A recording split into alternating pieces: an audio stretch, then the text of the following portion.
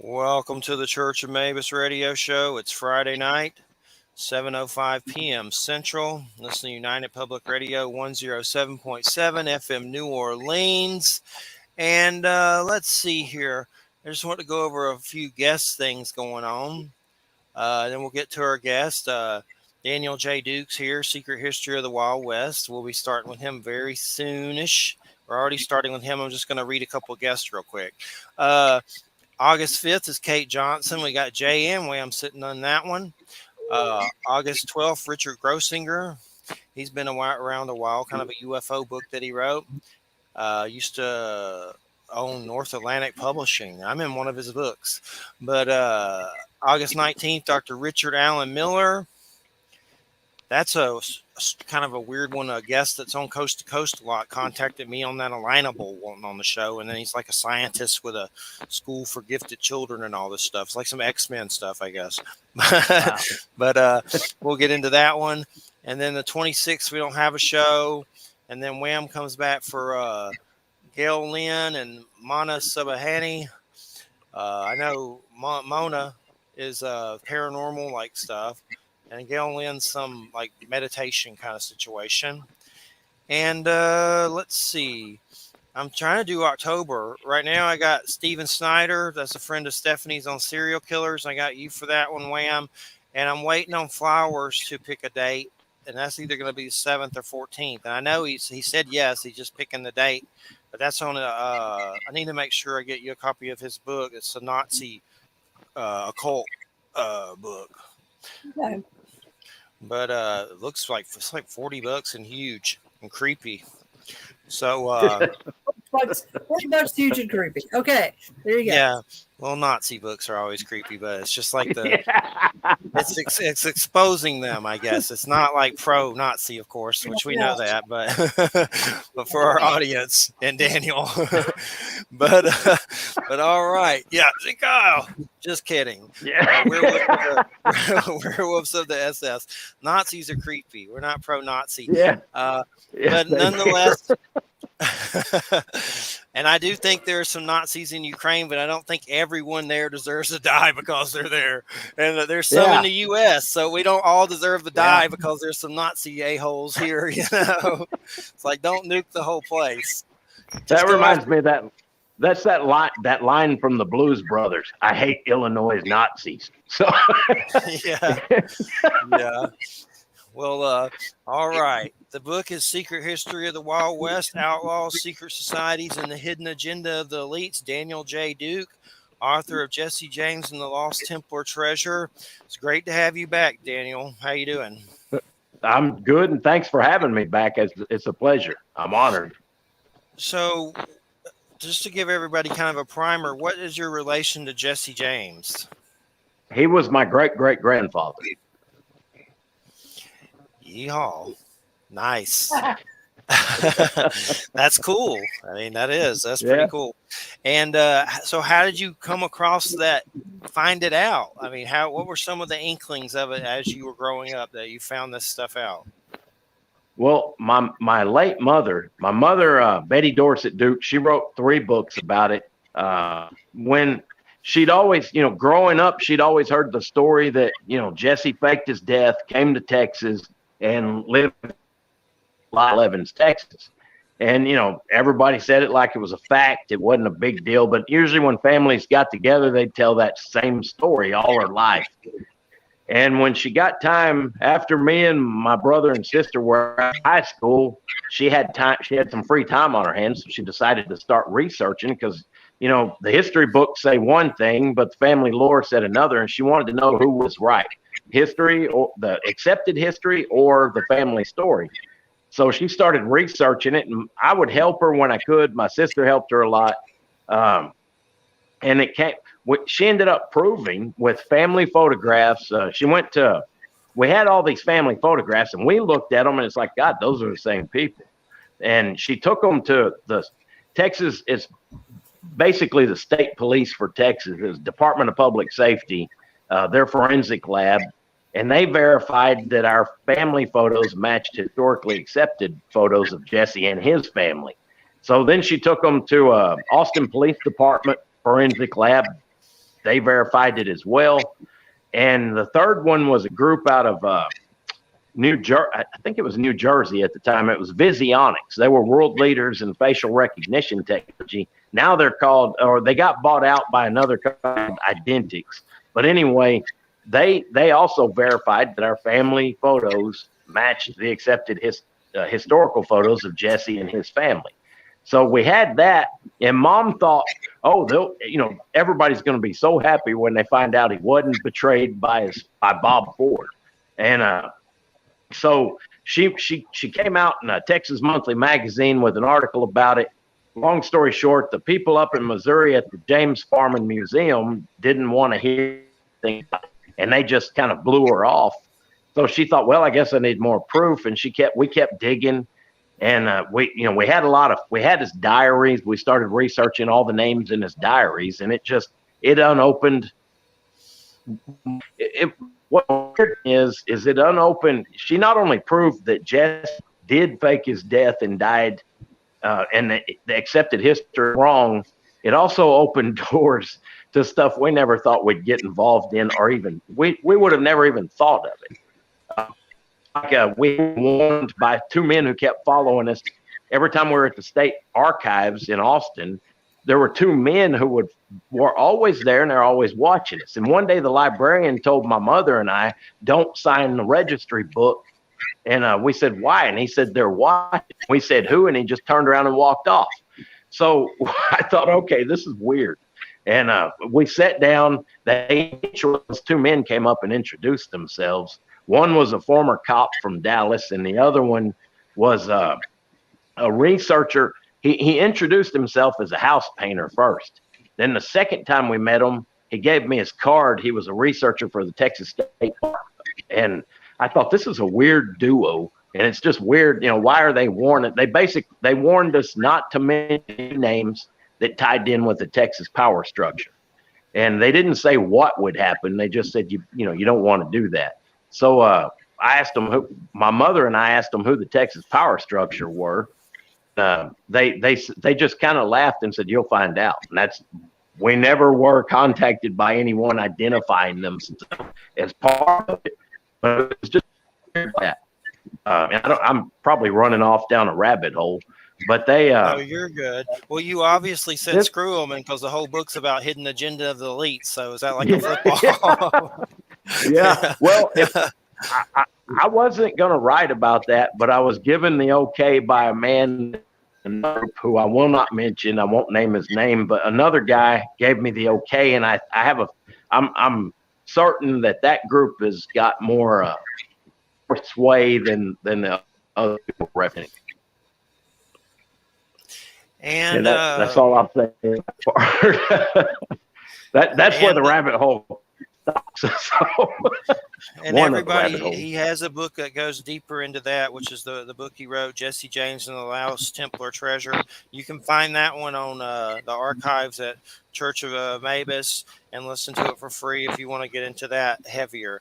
But right now, one of the ones that I don't have that big of opportunity to talk about Wild West. I think you're it. Maybe like one other person who I can't remember right now. So I've always liked Billy the Kid, and I remember seeing Young Guns, and it had an influence probably too much when I was in junior high. And I enjoyed the movies. I mean, I remember seeing those and looking into the history and all that stuff from it and all that crap. But what got you started with Billy the Kid? And there's also the fact that he supposedly, faked his death as well. So, I mean, what can you tell us about Billy the Kid?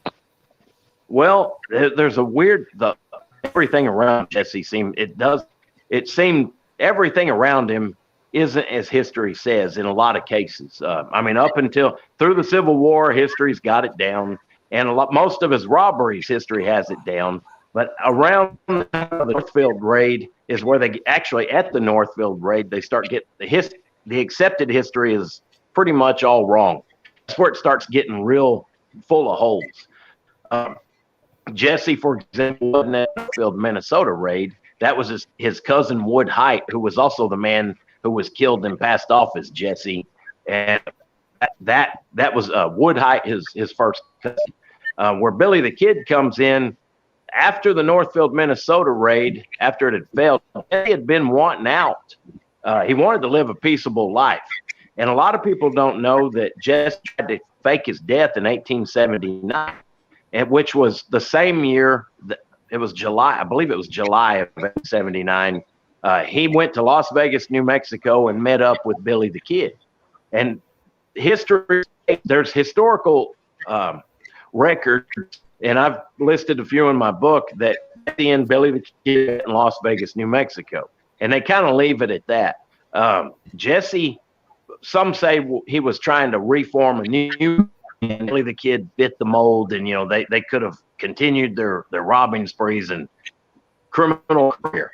But I have a feeling, and there's no fact on that, there's no written records, but that they had shortly after that meeting, Jesse tried to fake his death, claiming he was shot dead by his fellow gang member George.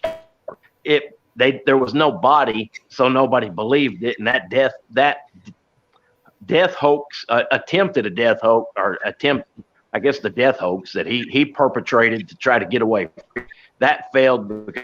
No, so but in 1882, Jesse faked his death, and that wasn't purposely. That time, his got shot by Bob and Charlie. Woodhite looked a lot like he was in a love triangle with it was just Woodhite was sleeping with Bob and Charlie's sister, Martha Bolton, and she was also sleeping with her farmhand, Amanda Gibson. Well, Wood and Jim got in a fight. Wood, Jim, and Bob and Charlie, they started shooting at Wood, and Wood caught a bullet in the back of the head. So it was a big mixed up story, but it was a big fight over one woman. But two men died, and that was a perfect time. Or it was Jesse didn't want it. He didn't send anybody out to kill him, but it was perfect for him to fake his death. Nobody really knew what he looked like, so he faked his death. The law have been chasing him. The best in the nation, the Pinkerton Agency at the time, they didn't have an accurate description of Jesse, and the only word they had to go by was former gang members, friends, and family. All his gang were close friends and family, so they weren't going to rat him out. His family, and there's a lot of holes in that I went into later. I also did that in our second book with my sister. But Billy, around the same time, supposedly shot by his friend and former fellow gang member Pat Garrett, and it just seemed they both died, and it's almost like a carbon copy death. I leave it kind of open because I never got. I was about Jesse, our last 25 plus years, we've only been researching Jesse and those right around him. But then Billy the Kid enters the picture. And the funny thing is, the guy named Brushy Bill Roberts, who a lot of people are showing that he was Billy the Kid under an alias. He lived a day's ride by horseback from where Jesse lived in Blevins, Texas. And then Bell Starr, for example, lived about the same distance from Jesse, just north of where Billy lived. And that you start all these key figures connected to each other. Supposedly they all lived in the same part of Texas. And it just that you keep researching more and more, and there's too much for it to be a coincidence, in my opinion. I answered your question. I fight real hard to keep from going off down rabbit holes because there's a million rabbits on just about every topic on this. You're muted, Jeffrey. Jeffrey, you're muted. There we go. The dogs are barking, so I forgot.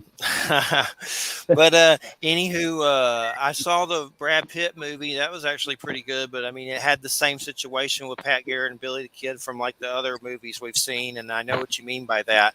But and it's always like I forget the name of that movie, something the coward Robert Ford or something like that. But yeah, it was actually pretty good.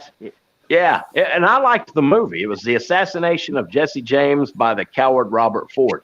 It it was a pretty good movie, but they painted Jesse as the guy who wrote the book that was based off of. That man was never a big fan of Jesse, and he took the historically accepted route, which was an easy route.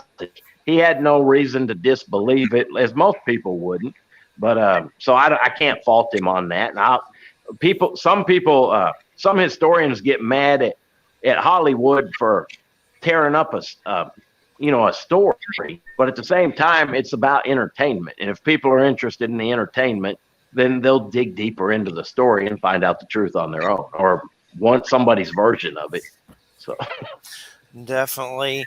And I know it's just interesting how these Wild West stories have that story where it's like a person they have pissed off or betrays them or whatever, like the Wild Bill story, like that movie with Jeff Bridges plays Wild Bill, which is pretty good as well. There's a little, a-hole guy. I think it was David Arquette or something, and finally he shot him. But it's just interesting, these little stories like that. But as far as that's neat that they kind of live together in that area and everything. And I know in the Young Guns movie, Bushy Bill Roberts, that's the old man they show, right? Yeah. That was the old man, Brushy Bill Roberts. And he supposedly, according to that legend, he lived in Hyco, Texas. By horseback, it's almost a day's ride from where Jesse was living in Blevins, Texas. That's definitely very, very, very interesting. Who was Belle Starr again? I remember you saying that name. A lot of people called her the Bandit Queen, and she was a lot more than just a bandit. I mean, she had love affairs with several famous outlaws. It's claimed that she loved Cole Younger. She supposedly had a crush on Frank James. I'm not sure how true or untrue that might be, but she other than just being a bandit queen, she had contacts who ranged. I'm looking for the words. Her contacts ranged from the worst of criminals and hitmen to well-respected judges and politicians. She knew, and everybody in between. She was the woman who, when you needed something, she knew how to get it done. If you needed a herd of cattle, she knew somebody who could steal it for you, and she could arrange it for a fee.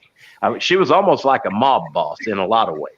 And in her own right, she was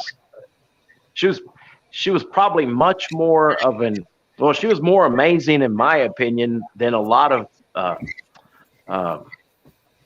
historic figures in that day. Men and women. I mean, if you needed something done, she could get it done. And I thought, well, if that's the case, it doesn't. Knowing that Jesse was well acquainted with Belle Starr, she was even at his wedding. We've got a family photo of that in Blevins, Texas. She was also acquainted with Billy the Kid in various aspects, and there's legends and there's also historical truth to some of that. She was. Knowing that she could facilitate just about anything, and she knew all the people to do it, it's not hard to believe that she could also help arrange faking a person's death or hiding them afterwards.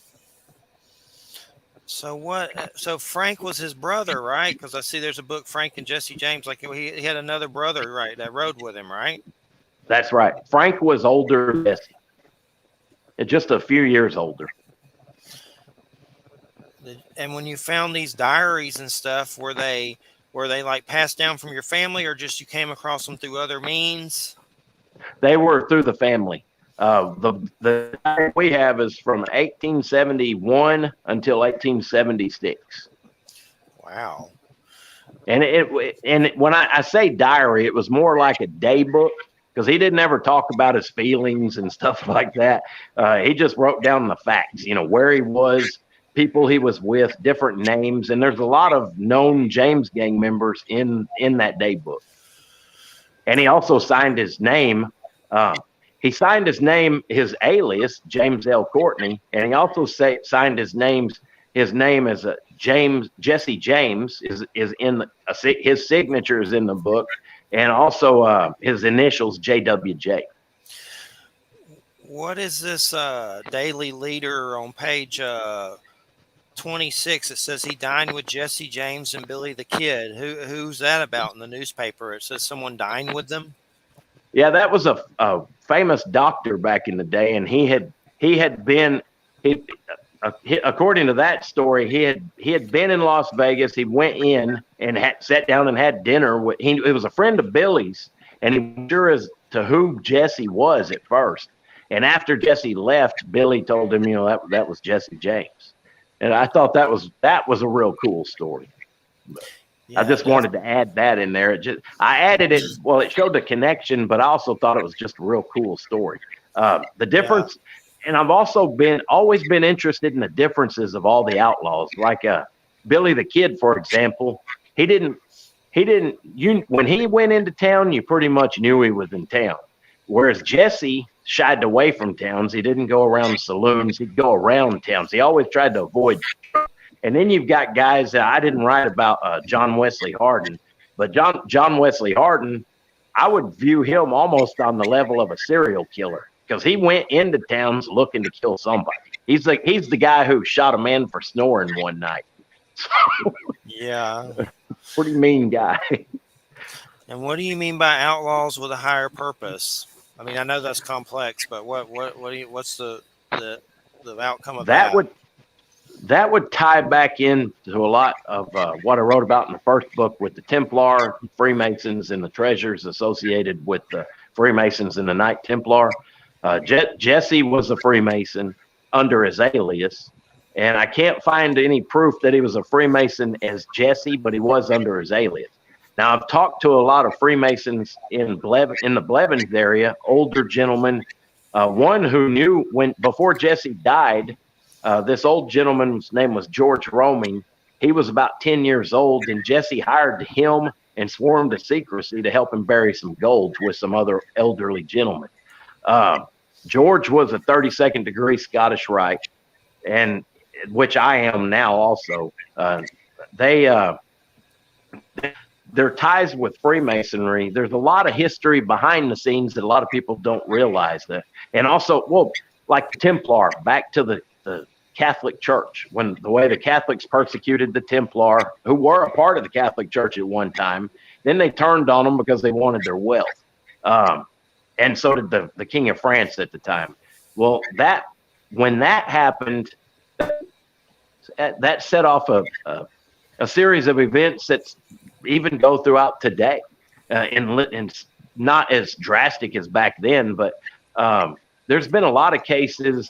It's the way I look at it. It's like a war that turns from cold to hot at different points throughout history. The Catholics do something, the Masons do. So somebody gets mad and it goes hot, but it's always behind the scenes. It never seems like it's out front and in the open. I'm not sure if that makes sense, but the Outlaws, Jesse, not all the Outlaws, but Jesse was a Freemason. I know Pat Garrett was a Freemason, the guy who allegedly killed Billy the Kid.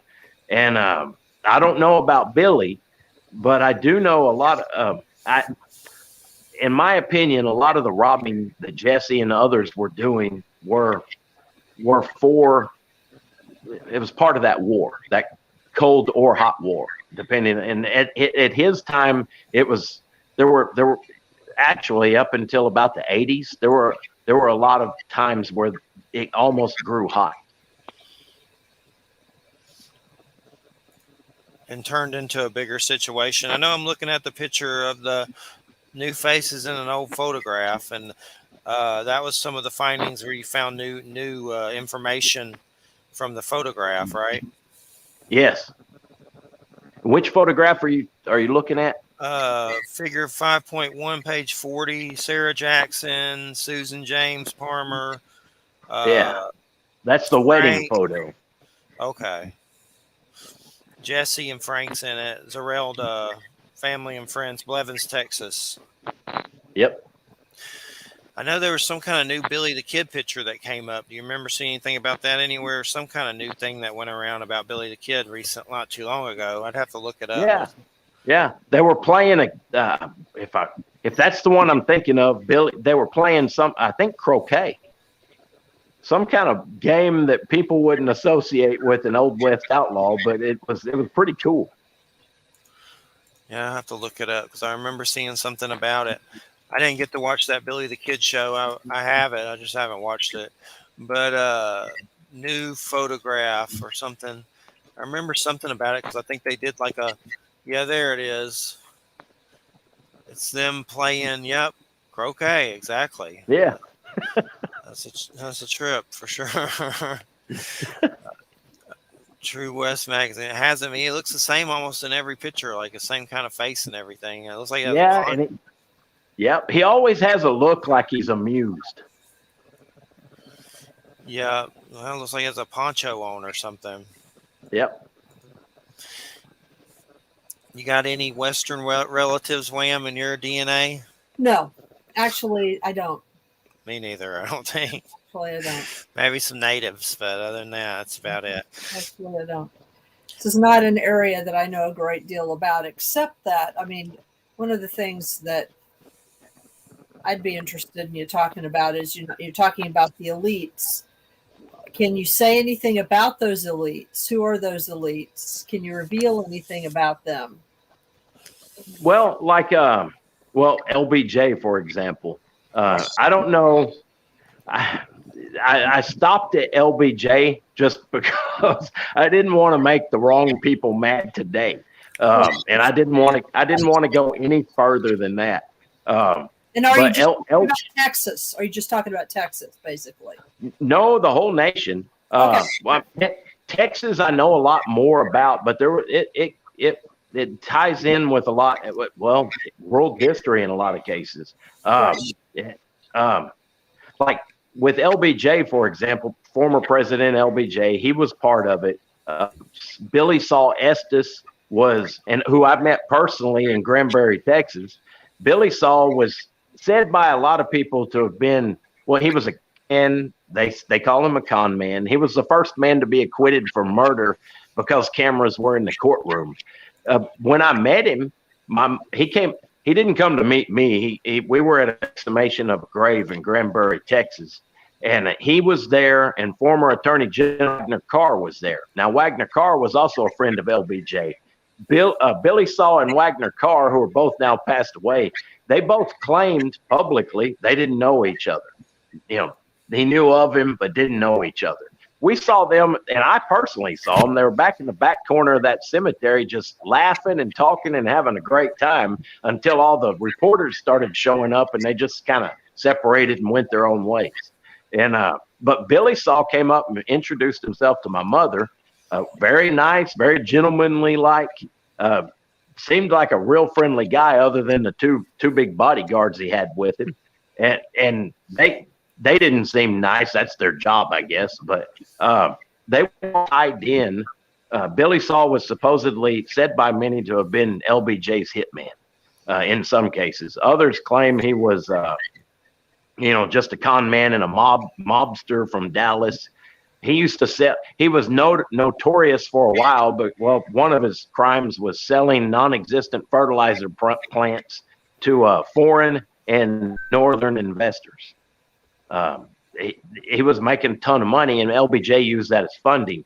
But where that ties in with the research I was talking about is, and I never got a lot of answers. I would ask them questions like, why would they be at an exhumation of a person who had anything to do with Jesse James?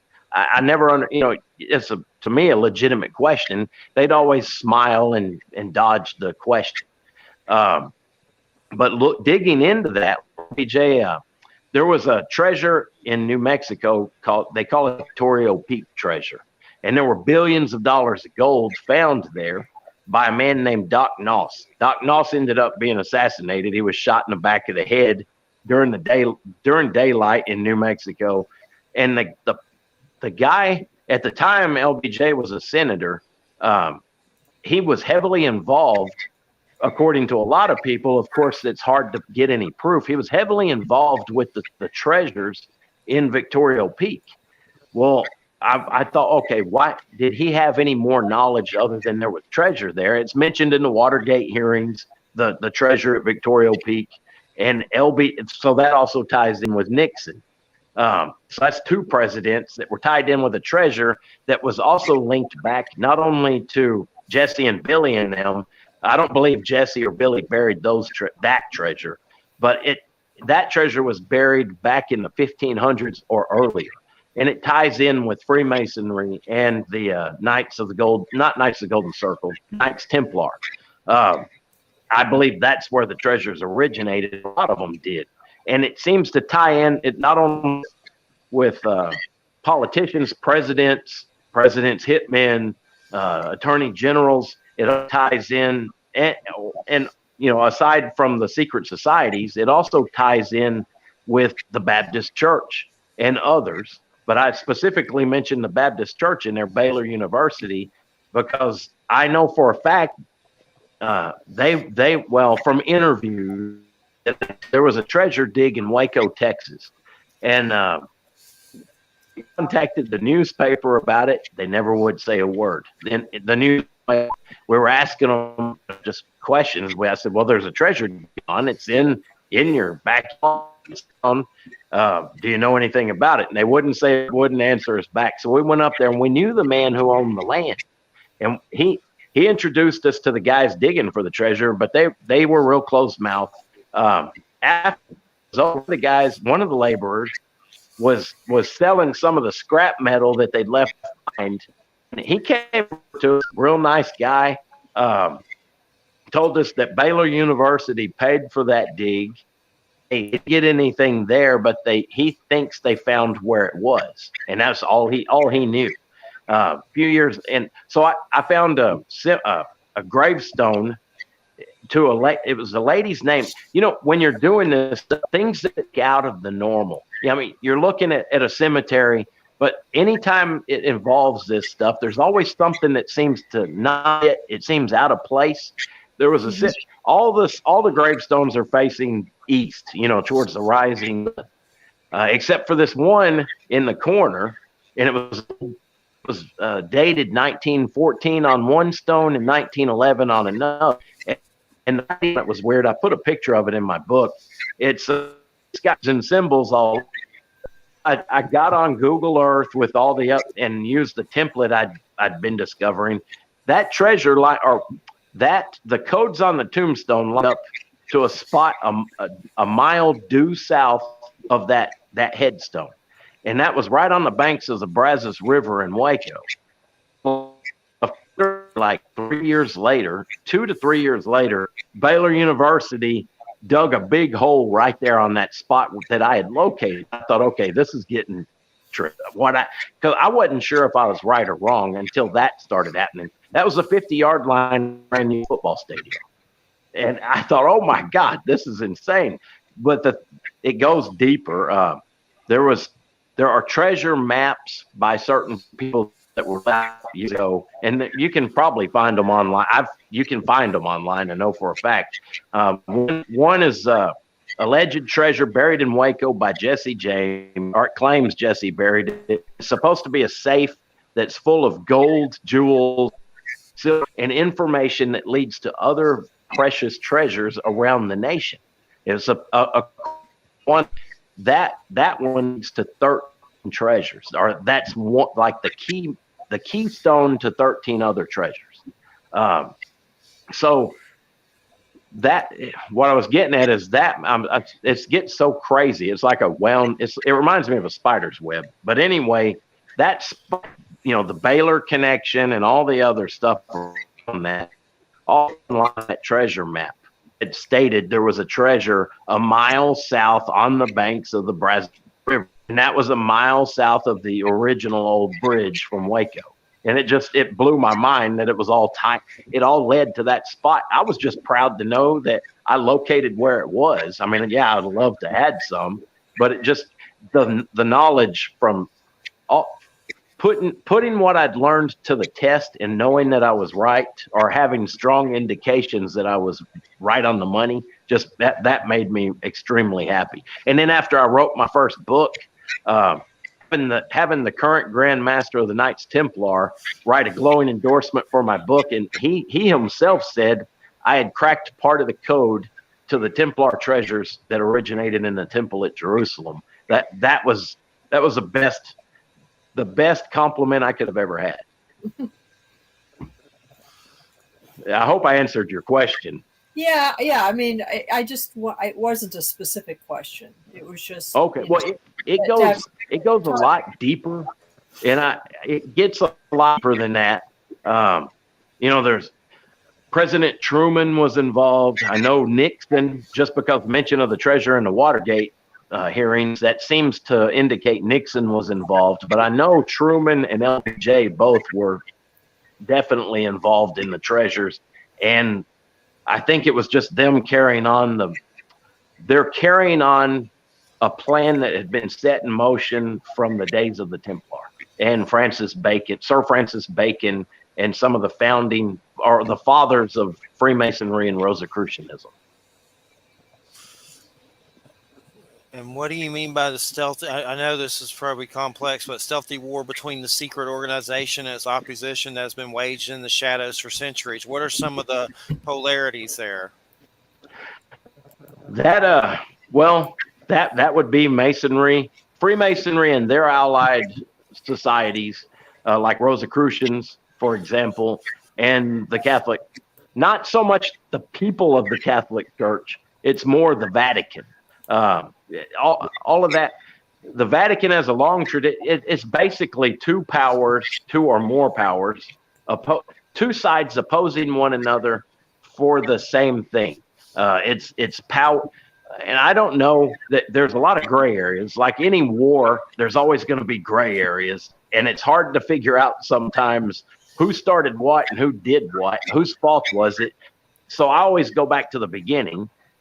It looked like the Vatican, the Pope, and King Philip the Fair in France they wanted the wealth. They got greedy.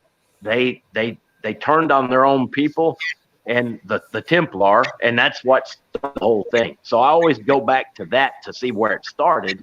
Now, all the gray areas in the middle, I don't think there's angels on either side. I think there's good and bad on both sides. But I do, I think the Masons and the Rosicrucians, like Sir Francis Bacon, John Dee, and a lot of the others, were in the right just because they were all the different groups that the Catholic Church had persecuted throughout the centuries. They wanted a place where they could have liberty, freedom of religion, who they wanted to, in the way they wanted. And the Catholic Church stood as a major obstacle to that. Back then, I mean, if you went against them, you could lose your head. Just for speaking your mind, you could lose your livelihood or your life or both. And the shadow part would be all the political games that fall in line with the struggles for power.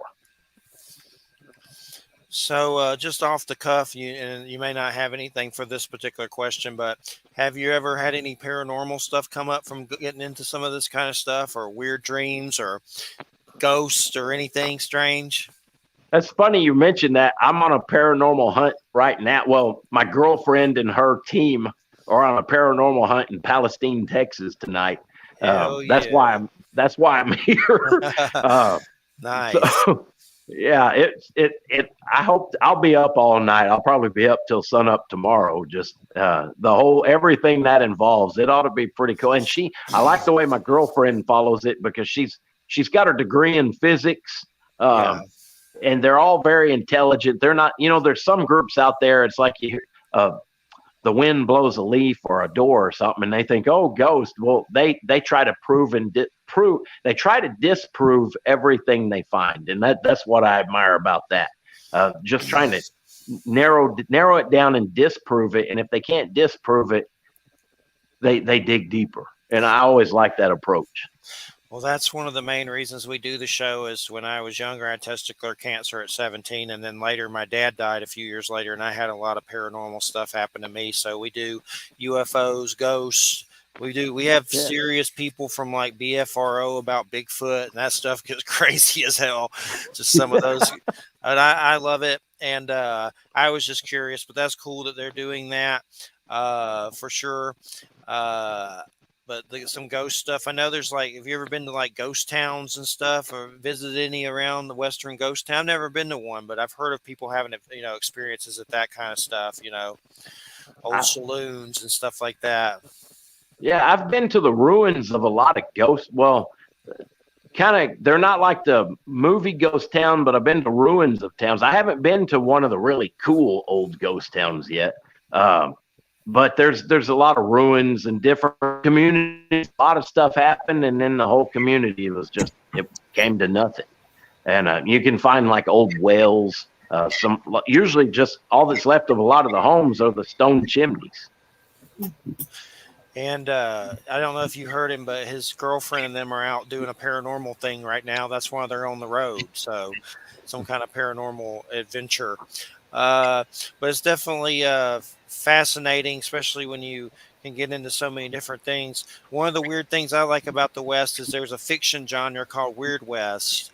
And we've had Joe R. Lansdale on, and he writes some, but there's a lot of comics like Jonah Hex. Like you'll have a Western story, but throw in some kind of weird creature, and that's called Weird West, like a vampire or a werewolf. Yeah. Have either one of you ever heard of Lordsburg, New Mexico? What's it called again? Lordsburg, New Mexico.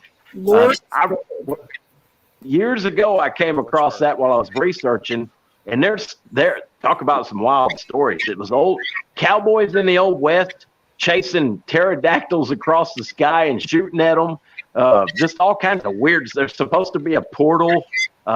According to this one legend, there's a portal that opens up, and next to where the portal opens up is a tree stump with a human leg bone embedded in the center of the tree stump. And it's just weird stories. They said that town is just full of weird stories. And if you go there, they said you can talk to the locals and they act like, it's just a normal everyday event. All the weird stuff that's going on there. It's like some kind of time. So there's all kinds of theories. Some people think it's a time portal, portal to another dimension, all sorts of stuff. I'll have to save it. I found a tourist picture of it with the logo on it, so I'll save that and look it up. But I've heard some weird stories from cryptozoologists about pterodactyls over native reservations and weird stories like that. I know a guy who I've heard some people claim, when they see Mothman. Now, there's a lot of that. I like to keep an open mind on everything, so I don't tell people they're wrong. I've seen some strange things in my, but I know one guy who believed, and it was a man who had interviewed me. He thinks moth may be one of those pterodactyls or something related to that. I'm not sure. I always like listening to everybody's theories. There's a lot of different theories for sure about different things. And then there's Skinwalker Ranch. I don't know if you kept up with that. That's pretty crazy. Yeah, there's a lot of weird stuff there as well. I've often wondered if Skinwalker Ranch has to do with an entity of some kind or maybe a skinwalker. I believe a lot of things in the spiritual realm. I discount anything. Well, the one interesting thing there is people get radiation burns. So is there like a nuke or something, atom bomb buried there? Like there's been some serious radiation poisoning and burns there and meters going off and crazy stuff like that. So there might be something buried there, but they've dug there and haven't found anything. I've only seen the first season of that show, but I've read the book, but I haven't read the second book. There's a book, Hunt for the Skinwalker, by George Knapp, and I forget the other dude, but there was just recently another book, Skinwalkers at the Pentagon or something, a sequel to it. I haven't read that one yet, but I have it. Wow. But definitely some interesting stuff. So who are some other Wild West characters that you could tell us about that maybe we haven't mentioned that you enjoy or you might have some info about? Well, like Johnny Ringo, he was a relative of Jesse. I don't know if you saw the old movie Tombstone with Val Kilmer, the others. Johnny Ringo. Yeah. And the cool thing about Johnny Ringo, I thought it was cool. He'd passed through the area where I grew up long ago. And I was reading the history books of a neighboring county. Right after the Civil War, a lot of Union supporting German ranchers had they supported the Union, and guys who'd fought for the South who were coming back from the war of rustling cattle so they could hang them and take their land and their cattle. And that one side of the story. But Johnny Ringo was in by a lot of the former Confederates and to take care. And they paid him to take care of it. He rode up to one of the wealthy Union supporting ranch homes, did on the porches. I think they smoked a or something, and he shot him in the face and rode on. So, it's just weird. From after that, he got arrested, and then 50 men showed up at the jail in Burnett, Texas, and they walked up to the jail. The sheriff just let him go, and he rode on to Arizona from there. And it's just, I like knowing all the stories around what had happened too. That always interested me. Has anyone ever approached you for a movie of any of this or TV show stuff or anything like that? I've been approached by a couple of people. One was a lady at, well, I'm not going to say her name, but it was a High Noon Entertainment for one. They approached me. They were talking about doing a TV show and just waiting for the right moments on stuff like that. Cool. Definitely. I could see it. I know I've seen weird stuff with Jeff Mudgett and that H.H. Holmes where he thinks he's Jack the Ripper, and they do whole series on that. So, I mean, they could do a series easily on this stuff. And I've had Jeff on a few times. Definitely H.H. Holmes creeps me out. You're familiar with H.H. Holmes, the Murder Castle and all that? Yeah. Yeah, well, not too familiar, but I'm vaguely familiar with it. So they're doing a Martin Scorsese series on I think Hulu or something of that. With I know DiCaprio was possibly playing Holmes. I don't know if that's changed, but if Martin Scorsese's doing it, I definitely want to see it for sure. It should be pretty crazy, no doubt about it. Oh yeah, that would be fun. I always love movies like that in books. Yeah. Well, do you need to go now? Because I see you're on the run. If you do, it's somebody okay. was knocking up. Yeah, okay. Somebody knocked on the door. I think it was one of the team members to see if I was ready or not. Okay. Don't worry. They're not. They'll wait on me. So I like doing this anyway. So yeah. We got. I like talking to y'all. Yeah, it's fun, definitely. You don't get to do a Wild West show very often, or if ever. So grab it while it's good. But that's cool. They're doing a paranormal thing out there. So have you ever had anything paranormal happen to you? Anything? Yeah, I've had a few things. Some of it I can't explain. A lot of it I can't explain. Like hunting. I used to hunt. I grew up out in the country in Texas. So while hunting, I'd seen some things that I couldn't explain. I don't know what it was. Then I've seen other things that looked like something that would be familiar, but the dimensions of it were much larger than it should have been. Just different things. And then stuff that happened afterwards. I don't want to go too much into it. I worry about saying stuff like that sometimes. I was going to show you that house. I don't know if you can see that house outside. Yeah, I see one. I see a white house. Yeah, there we go. That's an old house from the 1800s. That's where they're doing the investigation this evening. Cool. That ought to be fun. But when I talk, I usually don't talk about things I've seen just because. I understand, because of the subject matter, and that because I'm writing a book, and it's about it's about history that people usually aren't used to, and then if I start talking about that, people act like, oh, okay, and you get labeled and put off into a box. And I understand. But I do believe in a lot of that. I know what I've seen. I know a lot of it was unexplained. I know, I think there's a lot out there that people don't know about. Definitely. Like I say, the biggest evidence for paranormal is you're going to croak and get ejected into the paranormal, hopefully, if you believe life carries on. So that's pretty damn convincing. Yeah. I mean, I don't know why people have a hard time believing it. They I've got friends who go to church all the time, and they act like, oh, you believe in ghosts, and it's like, well, you're talking about a Holy Ghost and stuff, And to me, that's kind of Yeah. they talk about it all the time, every Sunday. So Well, it just makes me wonder why they can't. Their supernatural stuff is real, but yours isn't. Yeah, exactly. Yeah. So it's always fun. And then I know friends who I know a lot. I grew up with a lot of people. They believe in a heaven, but not a hell.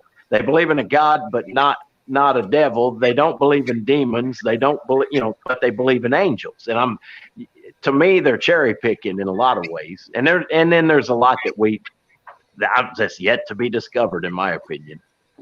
Definitely. So, what do y'all do with all these diaries and stuff? You keep them in Fort Knox? I mean, obviously don't give too much info, but I mean, do y'all keep them somewhere in the family or? Yeah, we keep them. They're in a safe space, and I like looking at them, but I've taken photos of them so I don't damage the diaries. We've all been doing that. We used to wear those white gloves until we found out the white gloves aren't supposed to. They used to say use the white gloves. They know the acid on the gloves can actually damage the paper. So we quit doing that. I thought, I'm just going to take photos of it and get that done. And once I do that, once I took all the photos, I put it back. Cool. Right. I've been in the comics lately, and you got to be very careful when it's kind of like a pain in the butt. But because I had a bunch outside in the heat, and you got to be very careful. So I've been trying to move them to safer places, slowly but surely. But it's just neat how the weather affects all that stuff and everything. And I was just curious. So, what in the future are you planning to do another book about? What are you trying to do next? I think you should write a book on Belle Starr. I agree. She completely fascinates me. Same here. She is a lot of people. I mean, there's been books written about her, but I don't think most people have ever done her justice. She was an amazing person, and she'd done more than most men or women in a lot of different parts of history.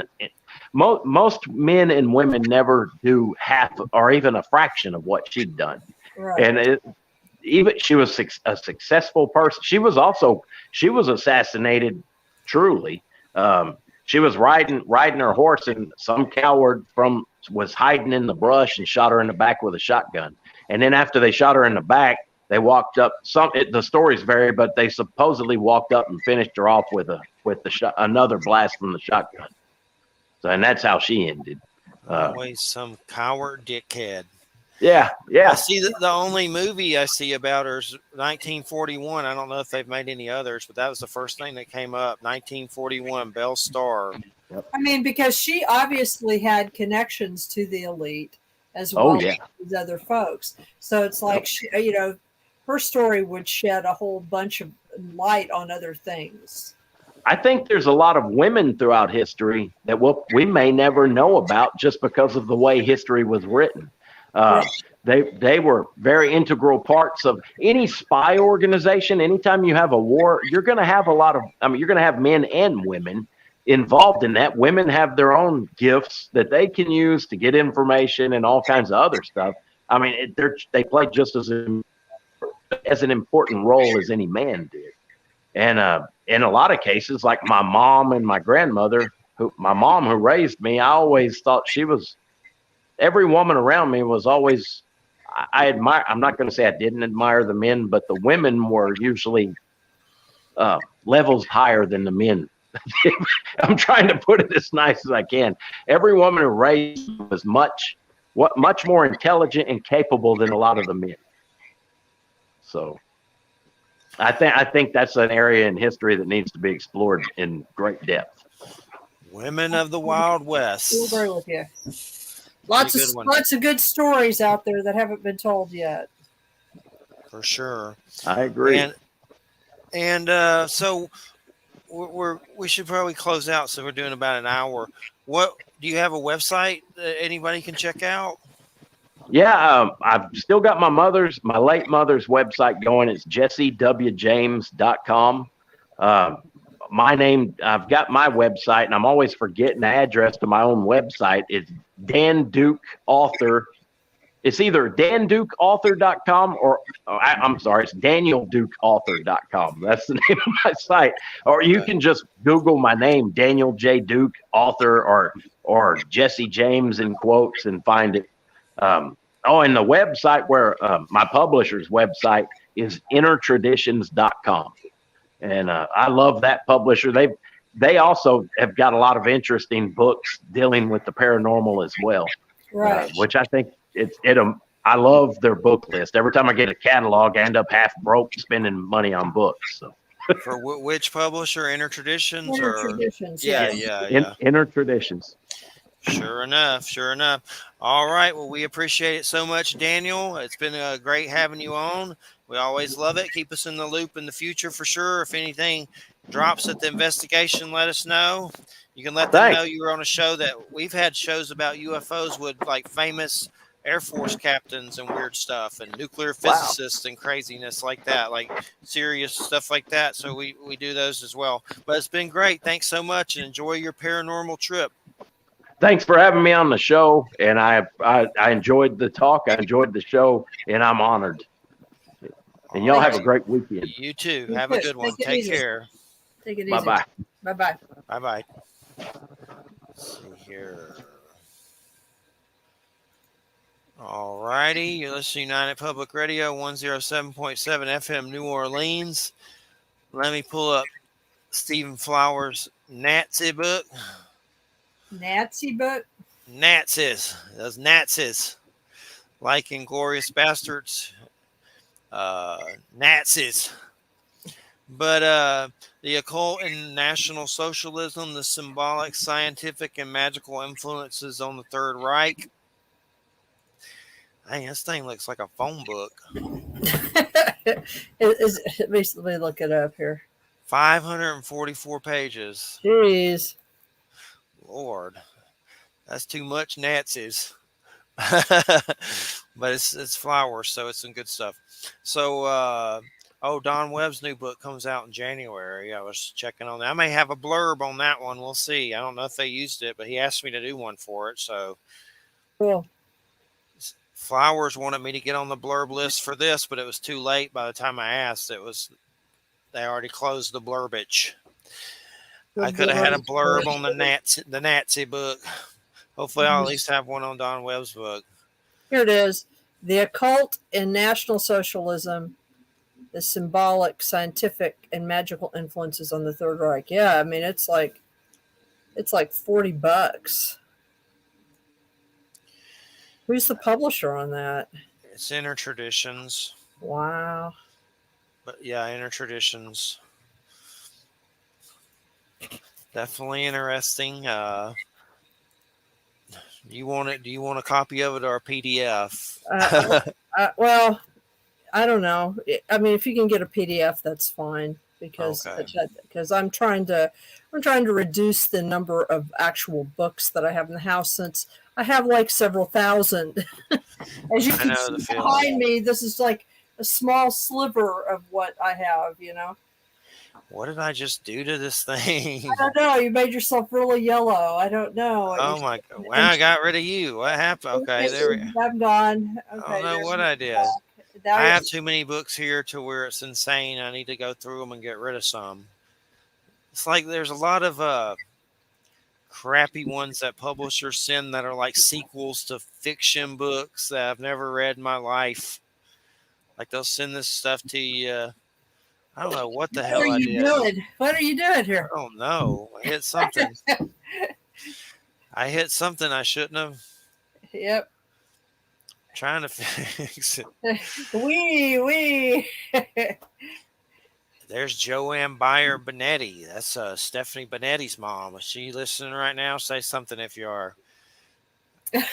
I'm yawning. That's a strange one. Not her, but I'm just saying the story. The story is strange.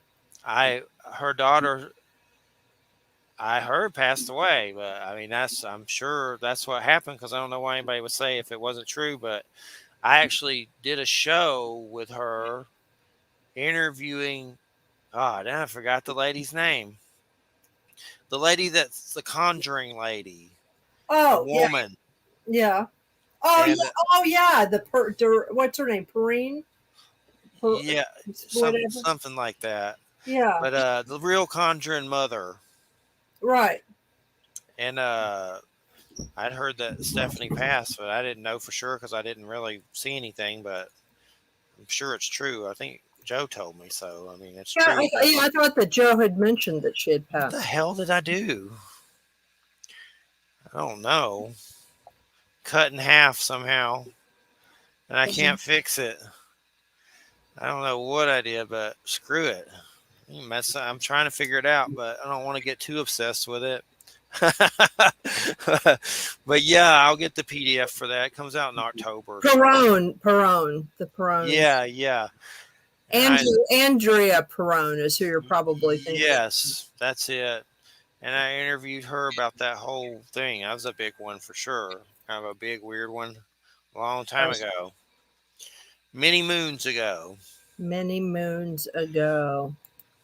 But Bellstar, I looked her up, said she was married to a gorilla or something, like a guerrilla warfare dude or something. I don't even understand why they'd have the feature split your cam in half. Like, so I don't know what I did. Just split your cam in half for no reason. Oh well, I'm just not going to worry about it because I can't figure it out right now. But running on low sleep and a crook neck. But no, I asked him about paranormal and he, was shocked that I asked him about it for some reason. Like, I'm at a paranormal thing. So I think he's with his girlfriend. Yeah, with his girlfriend. So he doesn't like normally do it, but he happens to be at a paranormal event situation. I've had some weird dogs. My camera's frozen completely right now, isn't it? Your camera. Try to raise your arm. Try to raise your right arm. It's not moving on my end at all. Yeah. Your mouth isn't moving. So maybe something happened to your webcam. I don't know. Weird. I'll just leave it be. I don't know what to do.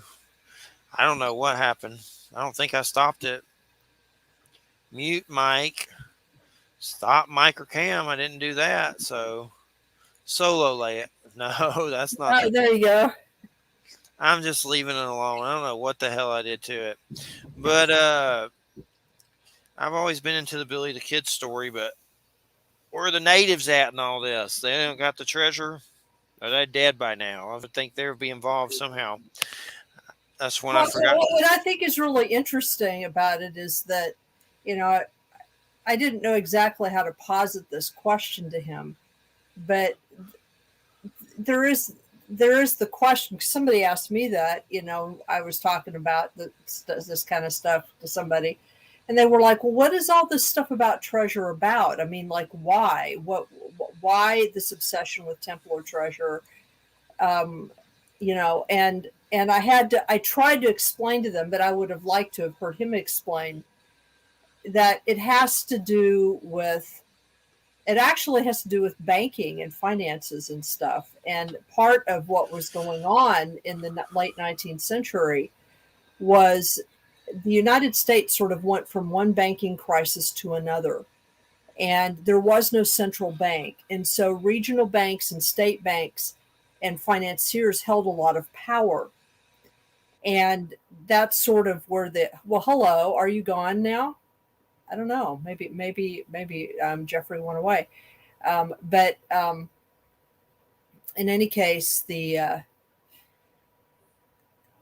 people who could control or knew where treasures were or knew where gold was could potentially control the sort of financial destiny of regions and of states. And so that's part of where all this obsession with treasure was. It's sort of like the hidden financial history of the world. Are you there? I'm here. Yes, I've been. Did you get booted off? Did you boot yourself off? I did something and booted myself off by accident, but now I'm a different face. Yeah, you are a different face. So I don't know. I don't know what happened. We'll just keep it like this. My cam was acting weird for some reason. Maybe it unplugged. I don't know. But somehow I don't know. It's just weird. It just kind of froze for no reason. It's plugged in. I'll have to test it later and see what's going on with it. Hopefully, it didn't just die for no reason. which, why am I Michael Angley now? That's just weird. It's another host from the network. But well, I mean, that's the weird fascination with Hitler and banking and all that crap. Oh yeah, absolutely. And then they try to tie Putin into that now, like he's the new Hitler or something, battling the banking system and all this crap. Well, he's just trying to get his. It's not that he's battling the banking system. He's just trying to. He's trying to get his piece. You know, he's the controller of a syndicate. So he's just trying to, get his piece of the chunk or piece of his piece of influence. He's no hero. People who make him a hero are friggin' nuts. Yeah, that's for sure. He's out for himself. He's not out for anybody else. There's no nobility there. It's definitely crazy. Let's see what happens when I start cam. Oh, see, he got booted off again. So that's what we were talking about. Anyway, I mean, we could talk a lot about the elite. And it depends on who you consult. I mean, if you consult somebody like Joseph Farrell, he believes that this thing about the elite goes back to beginnings of civilization and extraterrestrials controlling sort of the financial destinies of nations and things like that. Where, it's a little. I personally find that far-fetched. Whatever, Yeah, I've interviewed him before about Nazis a long time ago. But that was a long time ago. Maybe one of the first shows we ever did on here when we first started. Is Richard Hoagland still alive? I've never heard anything about I don't know if he is. I didn't hear that he died, but I sure don't see much from him anymore. No, I used to hear that name all the time. Oh, he's still alive. Used to do some pretty weird stuff about wait, what is this? What are you talking about? Some I don't know if this is the right something about the scandalous disappearance and reappearance of Richard Hoagland. The story of an average family man's secret life that destroyed lives. Is this the same Richard Hoagland that maybe it?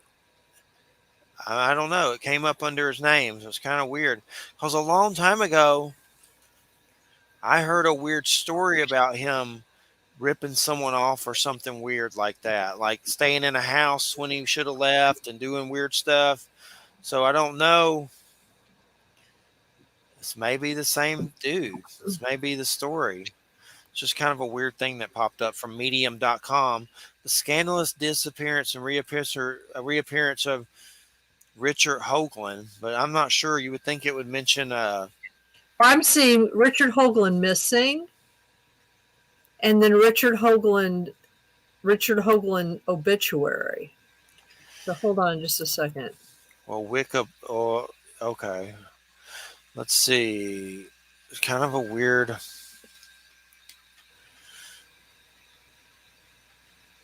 Oh, come on, dude. That's a different Richard Hoagland missing. I see that. Yeah, I think that is a missing. Is a missing. Richard C. Hoagland is his name, so that might narrow the thing. I heard from someone a long time. Oh, here it is. Time ago, something weird like he was staying at someone's house and something crazy. No, it's Richard C. Hoagland. Yeah, I don't think it's the same Richard Hoagland. He's still alive.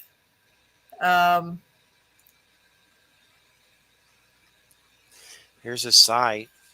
Okay, yeah, it says here. Oh, here's Here it is. In 2011, researcher Andrew Johnson, that's an interesting name too, created an in-depth point-by-point denouncement of Hoagland's misappropriation of his and Judy Wood's work in a speech given by Hoagland in Amsterdam. At various points in his nearly 3-hour lecture, Hoagland presented various theories, research, and data originally and previously created by Wood and or Johnson as his own. So basically, he plagiarized a bunch of stuff. At various times, including on a 2013 Coast to Coast AM broadcast, he has claimed that the idea to drop a feather and hammer simultaneously on the moon was his. In fact, the stunt was conceived primarily by Joe Allen with some help from Dave Scott and Jim Irwin, and his own digital broadcast. On his digital broadcast, he claimed to have coined the phrase, "On the internet, nobody knows you're a dog." And a simple check of the facts shows that Peter Steiner first published this phrase in a cartoon in 1993. So basically, he's sort of been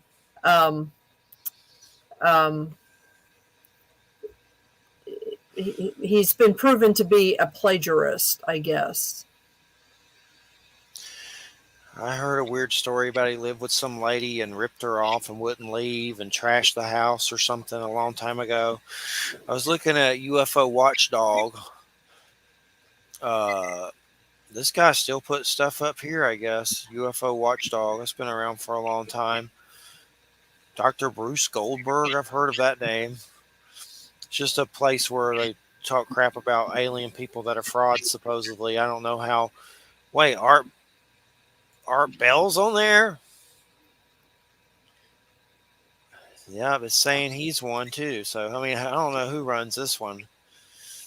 Stephen Greer, Ed Dames, Richard Boland. I've heard that. Sylvia Brown, Stephen Bassett, UFO Watchdog. There's still Paula Harris. I've always heard Michael Horn was, but I don't know who runs this thing. I know it's been around forever. Prophet Yahweh. Don't put the holy substance in the doo-doo. That's Prophet Yahweh. Stan Romanek. I remember him. I remember God. he was one of the strangest people. Yeah, he got busted. You know the story about how he got busted? No, I don't. How'd he get busted? He was, well, besides being a pedo, and he got busted with pedo stuff and went to jail. I don't know whatever happened with that, but I know he went to jail. He was on a camera, and he didn't realize it was recording his hands, and he would throw stuff and say something paranormal happened. Oh, and he didn't realize that it was all being recorded. Yeah. And he knew he was on cam, but somehow he didn't realize the cam was picking up his hands. And he got busted. But why I knew he was a fraud was because he did the same thing on my show, but at the time I didn't have a cam. But he made a noise and, was like, oh, an alien threw something in here or something. It was questionable to begin with. But sorry, that's just weird. He got busted. I know he got beat up supposedly by Men in Black, which is probably a lie, of course. Just all kinds of crazy stuff. I don't see the busted video anymore where he gets busted. Somebody might have took it down. Oh, God. He had a documentary on Netflix that was on there. It was like pro all his stuff, but he was creepy. I've had him on the show, and him and his wife invited me to their house in another state. Of course, I never went there. Thank God. If I got roofied or something. But it was just weird. Claimed like possum aliens came to his house and stuff. Possum? Possum aliens. You mean like with the big tail? Yeah. They're like possum aliens that abducted him and put them in their little pouches. The sad thing is that was one of the fights me and Jeremy Vaney got over when I first started doing this. I had Stan on, and Jeremy got mad he was on the show because he didn't want him on or something, and we got in a fight. Jeremy was just like a dick. So I cussed out Jeremy Vahaney. And then it's like I wasn't really defending Romanek. I was like, I'll interview who I want to interview. The guy was on David Letterman, so I didn't think it was that terrible. But later, all this stuff came out about him later, and it just got creepier and creepier and creepier. Now he's out of jail after being busted for pedo stuff. Post it. Let's see if that weird video's anywhere. It's so funny. It's just him being busted doing stupid stuff on cam. I don't see it. Like they took it down somehow. It's not up anymore at all. I still wonder how he did that little alien. Like, I mean, I'm sure anyone could do that, but it did look neat. Somehow he faked a little alien in the window. You remember that? Yeah. It's stupid. But pedo, and of course now he's framed by the government. He was framed by the government. They put the stuff on his computer. He's just like the Tiger King of ufology. that's pretty much. They threatened to sue me because I talk crap about him. But I don't want anything to do with him. Creepy. I know Lisa Romanek was his wife, and I heard stories about their kids would like sit on his lap, and it was just kind of awkward, like kind of sexual weird, like at conventions and stuff. Like people would see him with his kids, and just kind of creepy. They had a lot of adopted kids. That's it. So that, of course, made it even more creepy. I remember people telling me that he was like, it was just kind of weird. They were just hanging on him a little too much kind of situation, which I don't know. I wasn't there, but I just remember stuff like that, weird stuff. He had several books. Now he's probably like in hiding. Loveland Alien Abduction, Arthur. Stan Romanek's. Arthur. Loveland Alien Abduction, Arthur. Guilty on one of 2 counts of sexual exploitation of a child. So distributing child pornography. Just he got busted. And then, of course, people believe that he got set up. I've seen people defend him, that he got set up, that he didn't do it. The government put it on there because of his alien abductions to hush him. It's just crazy. Crazy, crazy, crazy. I got to find another Halloween guest or two. Got to find somebody creepy. Find somebody creepy. October 7th. Well, hopefully Stephen Flowers takes the 14th, but I need one for the 28th. Got to get something big for the Halloween show. I try to do it all month. So you don't have Don Webb on yet, right? Well, I was trying to wait for his book, but I thought about it. What book is that? What's his book coming out? Let me look it up. Something about magic. Of course it is. Something about winter or something. I have it somewhere. Parts of it because I had to read it for the blurb. It's like a magical. Let me look up his email and I can find it. Not even sure if it was a finished copy. It was just kind of a. Where is he? How to Be a Modern Mage. Oh, okay. Yeah, something like How to Be a Modern Mage. How to Be a Magician. Yes, How to Be a Modern Magus. Is that right? Magus or Magus? No, yes. How to Become a Modern Magus, a manual for magicians of all schools. Nice. And of course, that comes out in January, but maybe I can get him for the Halloween. I'll have to look. We'll just see what's going on.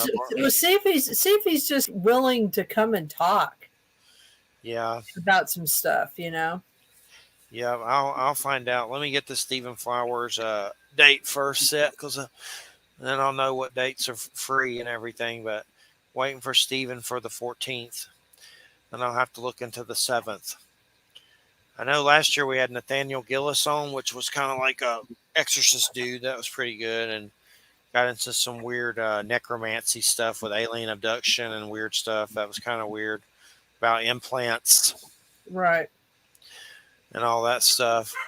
Oh, stop it, dog. There's a dog here. Every time someone comes in the house, he barks 4 times. Just So four times it's specifically. very annoying. Like when you're trying to sleep. Started putting a collar on him that you can beep, but you can shock, which I don't like. I have never shocked him. I just do try the beep, but I've been lazy and not putting it on him. I just use it for the beep. I don't like to do the crazy shock. I don't use that part of it, but it'll make a beep and then he'll shut up. Like it'll a warning beep. he's Yeah. never been shocked. But sometimes I think about it. Would you stop it? Especially when you get woke up from it. But so I don't know. Let's see. I know Dacre Stoker was doing some crazy Return of Dracula comic that seemed pretty neat. I need to try to get that. You been doing anything paranormal-ish lately? Well, what I've been trying to do, I mean, I've been working on my website because I did a new website. So I've been updating it. And it's finally deployed, and I've gotten all my interviews up on it. I've gotten my blogs migrated. I'm in the process of writing a blog right now. So that's sort of what I've been doing in my spare time with that. I haven't been doing a whole lot. I've been doing a lot of reading. I've been trying to catch up on reading that I had not done over the last few months because I've been busy with some other stuff. And there's a bunch of people associated with Stephanie Quick right now who, they're just a bunch of people who are sort of on Facebook all together and connect all together with each other. And they've all started rereading Jacques Vallée's Forbidden Knowledge series. And so I just finished that kind of controversial Trinity book that he wrote with, what's her name? Paola Leopisa Harris. Yes. And I had a really interesting experience with that book because I read it at the very same time that I was reading a book about the Pueblo revolts, which is not something that a lot of people know about. It happened in like 1680, and it was the first and only time that a unified group of indigenous people in any area of the country rose up and drove out their colonizers completely for over a decade. Um, Basically, they had to come back and sort of be reconquered in a sense. And so it's a book that sort of goes into that as much as can be known about it. And what's interesting about the Trinity book and this Pueblo Revolt book is that a lot of the events occur in the same kind of general area in New Mexico. And so there's this kind of weird effect of reading about when you find out, for example, how close the Trinity site is to several of the indigenous reservations, and then the relationship of the two principal witnesses of this UFO case that they're examining in this book.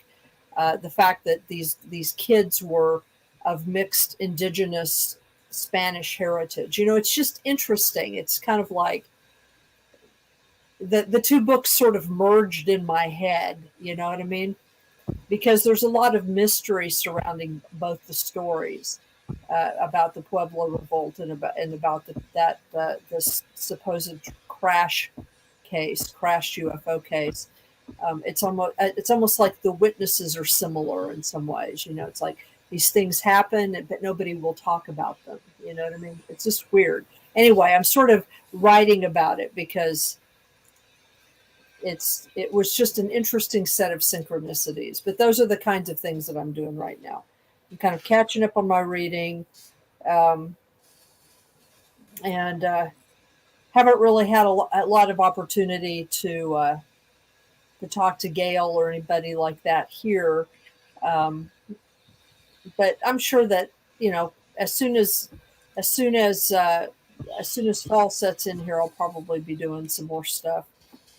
So it was like Pueblo Indians that fought off and kept thriving.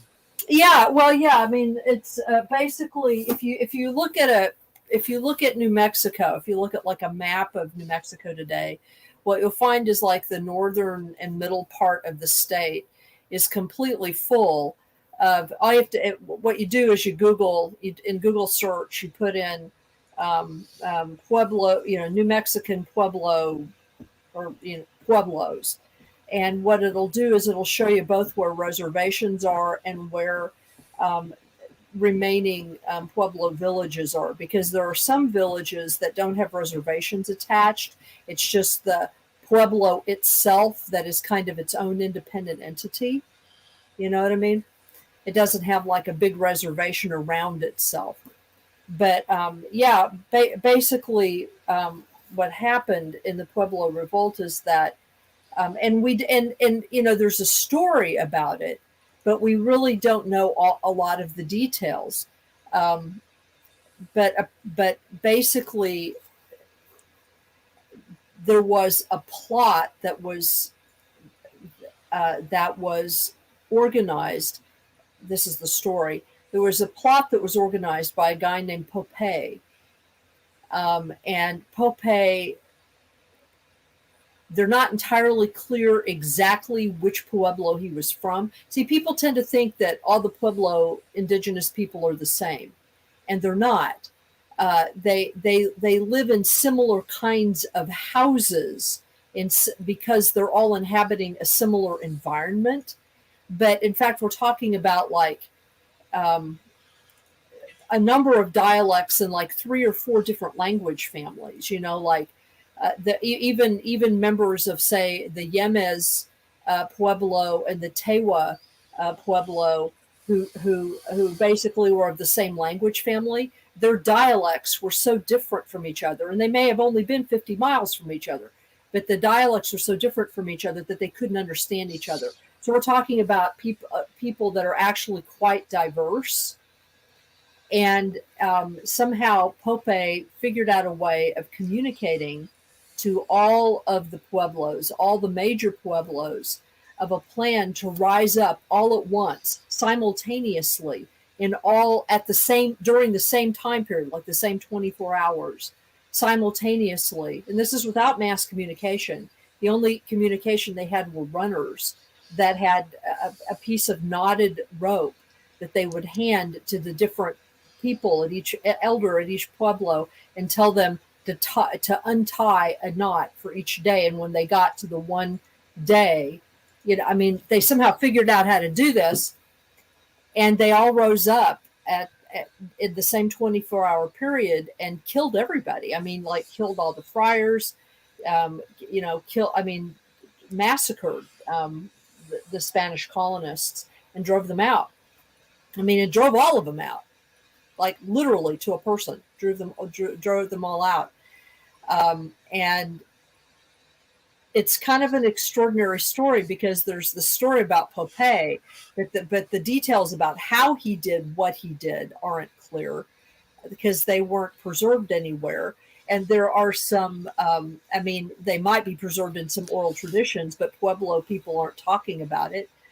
And it's more of a story of kind of like, we know this really important historical thing happened at this particular time, but we don't know like any of the details. It's really it's more of a story about the power of oral tradition, but also the power of silence, because the Pueblo people really believe in silence as sort of a religious or spiritual act. And you don't talk about unpleasant things in the past. You don't talk about the dead. You don't talk about things that you had to do to other people. Like if you had to be violent to other people, you don't talk about that, because you don't want to repeat that. And there's something, even though you needed to do that. There's also something shameful in it. So it's just interesting, and you juxtaposition this, what happened there, and then in the same basic area, you have this nuclear, that's where we started testing nuclear weapons. It's just kind of weird. Where do UFOs fit in? They get in. That's the Jacques Vallée book, right? Well, that's the Jacques Vallée book, because his whole thing is that if there is any veracity to this account, because if then basically, according to the account, these two little boys, Rime Baca and Jose Padilla, were out. Their family was close enough to the Trinity test that on the morning when the Trinity test occurred, the light from it woke them up and completely illuminated. This was like at 5 a.m, and completely illuminated the interior of their house, kind of like an unearthly light. And I think it was his mother, Jose Padilla's mother, I can't remember, was one of the boys' mothers that looked through, the keyhole in the door, just sort of it reflexively to look to see that if she could see it was causing the light, and it blinded her in one eye. Wow. And so they were very close to the radiation. They were less than 15 miles away, 15 or 20 miles away. And of course they weren't told about that this was happening, right? Well, these two little boys, it was like a month and 2 days later after the Trinity test. And of course, after we had already dropped an atomic bomb on both Hiroshima and Nagasaki, but they were out counting cattle, or trying to keep track of cattle for their father, because they were on a ranch, the Padillas ranch, and they witnessed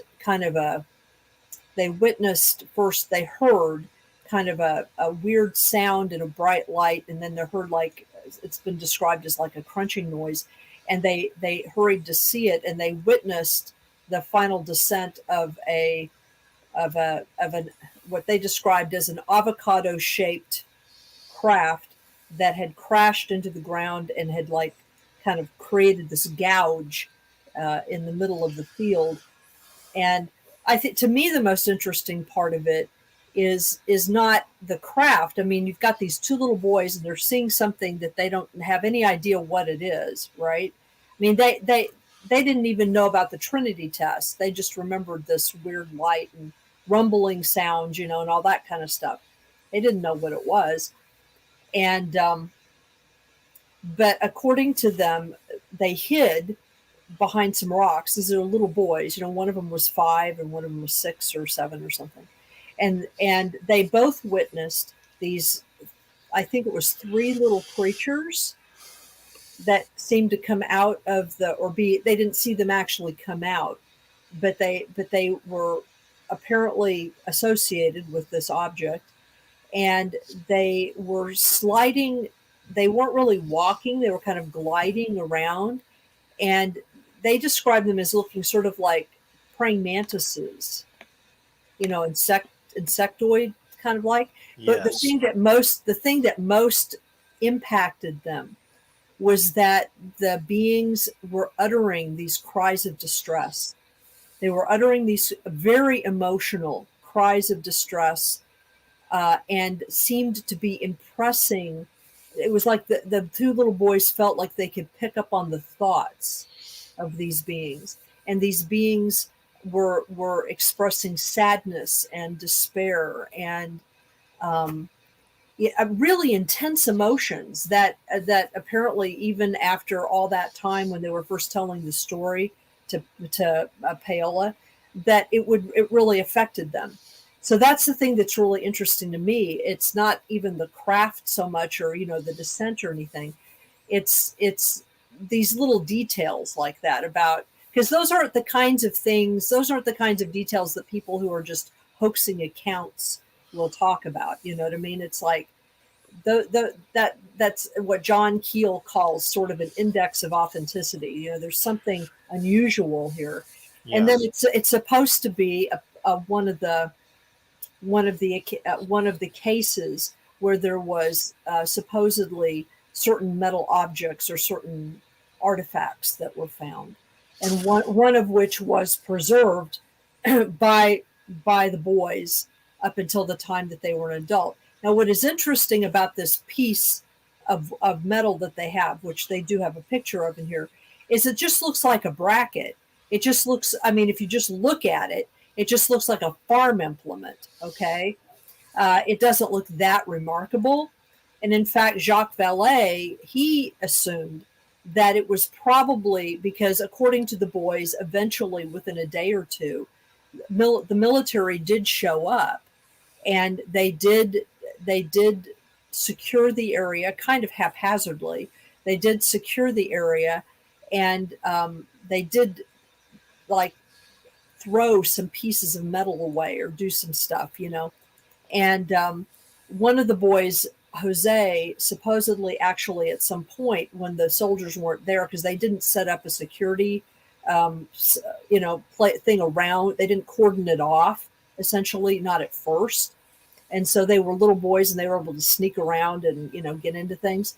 Well, Jose actually at one point allegedly went into the craft and he pulled this bracket off the wall using a crowbar. That's the claim. And when Jacques Vallée saw it, his first thought was that this wasn't extraterrestrial at all. It was maybe like a piece of something that the soldiers had put in there to help them with some of their recovery stuff. You know what I mean? For some reason. And he, because it just looks like a piece of a farm implement or something. It's not even that remarkable. But one of the things that he thought was interesting is that if it was just a regular terrestrial thing or just, something like that, he found it really odd that, a few days later and then a few weeks later, as the boys would hide this object in different parts of the house, that military types would show up looking for it. Saying we're missing, saying we know that somebody took something. So they, he said, if this was just a basic part, you have to ask yourself, why did the military want it? It's broken. It's not even useful for anything anymore. But anyway. Just to think about them freaking out because they crashed and then they're going to get found out by humans, I guess. So I guess that's pretty horrific. Or something. Yeah, or something. I mean, it's not clear exactly what it is. The whole story. I mean, I guess what part of it is that as I read the two stories that, the two books together, both of these stories have some really interesting questions in them and some really interesting issues about them. But both stories point to something real happening, like something actually happened, but it's impossible to get to the details. And they both have these aspects that are like dreams.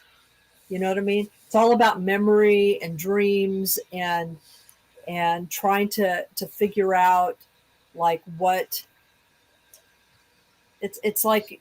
We know something happened, but we don't know what it was exactly or what its significance was. So that book has a lot of different cases, right? Well, the Trinity book does. I mean, it has more cases in it. And he's disappeared again. It has more cases in it than just the Padilla case, the Baca Padilla case. He actually, Vallée actually compares that case to a number of other cases, including the Socorro case, the famous Socorro case, but also some cases that I'd not heard about, like the very famous, at least in Europe, the very famous what is called the Valensole case, which I had never heard of, Yeah. but apparently is really well known in Europe and was heavily investigated.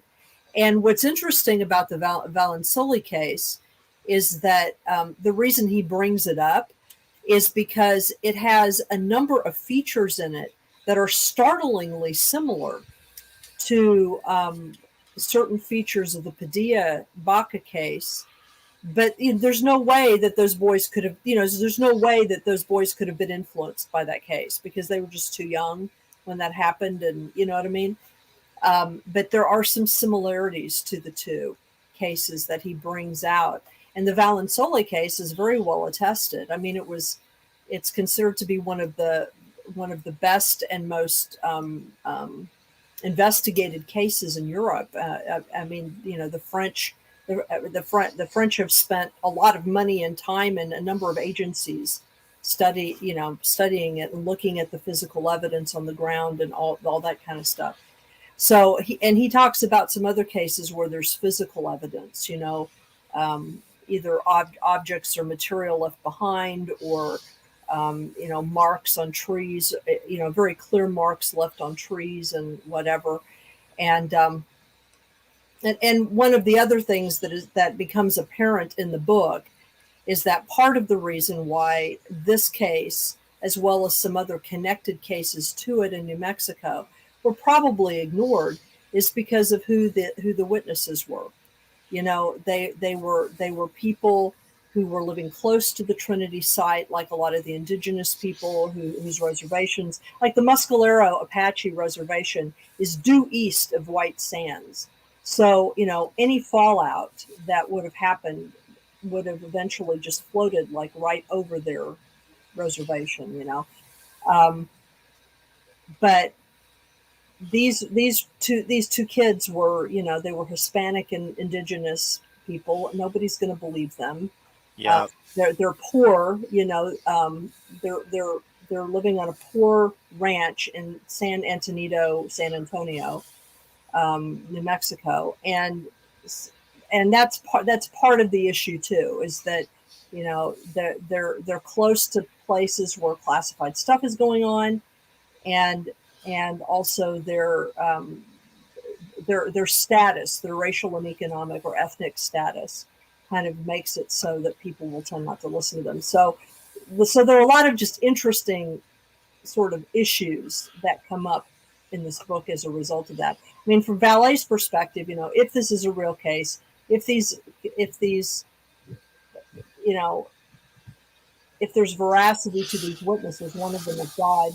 If there's veracity to these witnesses, then this is like 2 years before either Roswell or the Maury Island case, the Kenneth Arnold stuff that led to the Maury Island case. So he considers it potentially important for that reason, I need to pick it up one year. So did you get over any Paula Harris weirdness from it, or you didn't notice anything weird? All she really, a lot of people complain about her. What she's not actually doing any analysis in the book. All that she does in the book is she's the person who conducted the interviews. So, and she did that kind of work, hunting down witnesses. They were able to find a third witness to the incident, confirming at least some aspects of what had occurred. It was a cousin of these two boys, who was she didn't actually see the object fall or anything like that, but look at that, you figured it out. Yes. She didn't actually see the object fall, but she was present and around when some of the subsequent things happened, with the military coming, and she knew about the objects. She'd actually seen some of the objects. So stuff like that. Harris, she did all the background research. It was Vallee who was doing all the analysis. I'll have to check it out. Yeah, I think it was just loose, and I was trying to figure it out because you start to get OCD. Like, do I need to get a new cam before the next show? So you start freaking out, and like, I got to buy a new cam now, and blah blah blah. Something just got loose, so it seems okay now. I want to know what Jacques Vallée was doing at Skinwalker Ranch. If they're ever going to reveal that, I don't even think they did that in the new Pentagon, whatever Skinwalker. Yeah, but no, I don't know. I mean, there were things about the book that I found interesting. Like, for example, he does have a list of like different types of the different sort of accounts of UFOs that have crashed or that are that drop material.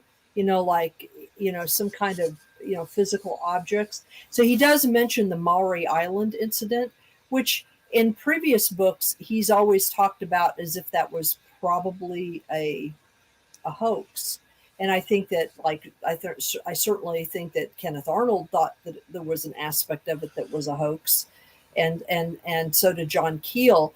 And it's because there was clearly at the time, even at the time, there was clearly the involvement of intelligence services with it. So, I mean, Peter Levenda has talked about that, how Fred Criswell, the same Fred Criswell that later on shows up hanging around it with intelligence stuff during the JFK assassination, Fred Criswell is like the main contact between, the witnesses and of the Maori incident and Kenneth Arnold. And Kenneth Arnold gets a very clear sense at a certain point that he's being had somewhere. There's something fishy in Denmark, as they say, And so I was surprised to hear that he brought it up again. So I thought to myself, does he think that there's something here that needs to be investigated, or is he just bringing it up as an example of an interesting narrative? Because if you think about it, if you put the Kenneth Arnold sightings and the Maori Island incident and then Roswell sort of in a line, they're all happening like in the same month. I mean, it's from the middle of June to the middle of July, but they're all happening within a month's period.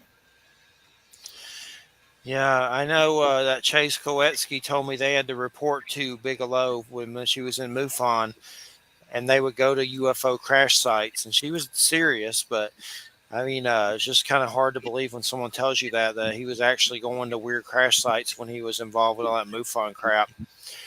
And of course, he is with, Balt Skinwalker Ranch, and now he sold it. Yeah. To Brandon Fugel, which I haven't seen the other 2 episodes. I saw the first episode. But it was weird because I saw the first season, not the other seasons. There's 2 more seasons. But the first season ends with them basically at a board table agreeing to meet with government spooks and share information. So it's a weird show. It's like they're basically saying, we're going to meet with these government spooks and share information again on the ranch with the government. It's just crazy, but it's worth watching. The first season was interesting, but there was a lot of wounds. Like a guy got a head wound and burns. And what do you think causes radiation there? That's what I'm trying to figure out always. Well, there's a lot of radiation in the West because there have been almost 900 underground nuclear tests in the West. And so radiation just sort of creeps up. Yeah. From time to time. It comes up through the water. So radiation. It's there. It's radiated. Just go outside. I swear the sun here is so crazy. It does seem like it'll just burn you. Like it seems like it's too close to the earth or something in Florida. I don't know what it is. God, it's even hard to get in the RV with the air on and be comfortable during the day. Yeah, well, it's climate change. I mean, sucks. It's climate change. It's been hot here too. It's been hot and humid here. The ghost of Stephanie Benetti. It's her mother. But Stephanie used to talk so much on the phone and she'd repeat things, which is fine. People do that. But I would make up that a UPS was here and had to go. Like, UPS, got to go. Like, just to get away. She wouldn't. That was a long time ago. But she used to help Joe with the network. Yes, I know. And he booted her because she got nuts or something. Yeah, crazy. She had some weird sex group on Facebook she put me in that was really creepy. A sex group? Like a weird sex group. Chip was in it. Chip Pleasure, which is, I say Chip Pleasure, but he had a radio show. But one day I on my news feed, I'm like just, looking on my news feed and his slong comes up on my news feed because he posted it in the group. Like they were getting crazy. I got out of. They threw me out. Good. Oh my God. They threw me out of there because I didn't participate. I guess. Yeah. Well. Yeah. I don't really go to many groups. I go to Church of Mabus group. That's it. I don't really go to groups that much.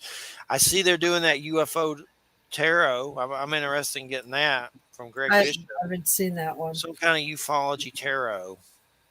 There's like a Linda Moulton Howe card and stuff. But they're making it. I guess it's Greg Bishop and someone, but all right, everybody.